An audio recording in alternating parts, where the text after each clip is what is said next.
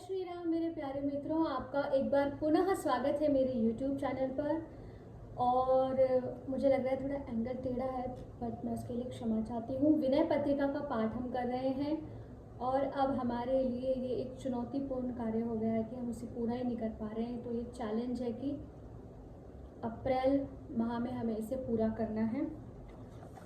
विनय पत्रिका तुलसीदास जी द्वारा रचित एक बहुत सुंदर ग्रंथ है, जिसमें वो स्वयं को प्रभु के चरणों में पूरी तरह समर्पित करते हुए कहते हैं कि आप बस मुझ पर अब कृपा कर दीजिए, मुझे कलयुग के दुष्प्रभावों से बचाइए। पद संख्या 159 159 क्या लिखते हैं तुलसीदास जी? है प्रभु मेरो सब दोषु, सब दोष मेरा ही है। सील सिंधु कृपालुनाथ, अनाथ आरत पोसु। आप तो सील सिंधु हैं, शील के समुद्र हैं, सिंधु अर्थात समुद्र। कृपालु कृपा करने वाले हैं, नाथ अनाथ अनाथों के नाथ हैं, आरत पोसु और दीन दुखियों के पालने पोसने वाले हैं। बेस बचन बेराग मन, अघ अवगुण नीको कोसु। राम प्रीति प्रतीति पोली, कपट कर तब ठोसु। मेरे भेष और वचनों में तो वैराग्य दिखता है। भेष वचन विराग अर्थात मेरा जो वेश है वो भी वैरागी जैसा है, मेरे वचन भी वैरागी जैसे हैं, किंतु मेरा मन अघ अवगुण नीको कोसु, पाप और अवगुणों का खजाना है। और वास्तव में मन ही तो दर्पण है। हे राम जी, आपके प्रेम और विश्वास के लिए मेरा मन पोला है, अर्थात उसमें तनिक भी प्रेम और विश्वास नहीं है। हाँ, कपट की करने के लिए तो खूब ठोस है, कपट ही कपट भरा है। अर्थात प्रेम देखो तो खाली पाओगे आप, और अगर कपट देखोगे तो भरा हुआ मिलेगा। आगे लिखते हैं, राग रंग कुसंग ही सो, साधु संगति रोसु।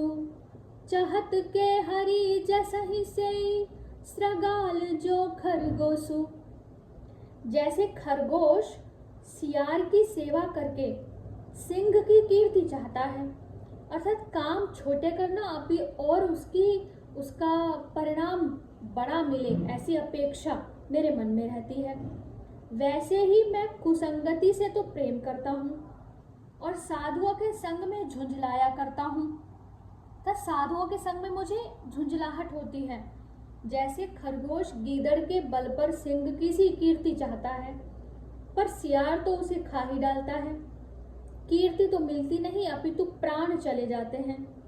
इसी प्रकार कुसंग में पड़कर कीर्ति चाहने की इच्छा रखना, कीर्ति तो मिलने से दूर रहती है, अपितु सद्गुणों का भी नाश हो जाता है और उसका परिणाम बार बार जीवन मृत्यु के चक्र में फंसकर मुझे मिलता है। आगे लिखते हैं, शंभु सिख वन रसन हूँ, नित राम नाम ही घोसु। दम बहु कली नाम कुंभज, सोच सागर सोसु। शंभु शिव जी यही सिखा रहे हैं कि नित्य जीभ से राम नाम का कीर्तन करो, नित राम नाम ही घोषु, घोषणा करो राम नाम की।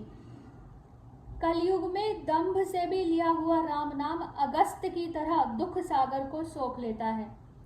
अहंकार में भी अगर राम का नाम लोगे, दंभ में कि देखो मैं राम का नाम लेता हूं, तो भी तुम्हारा भला ही होगा। मोद मंगल मूल गति, अनुकूल निज निर्जोसु।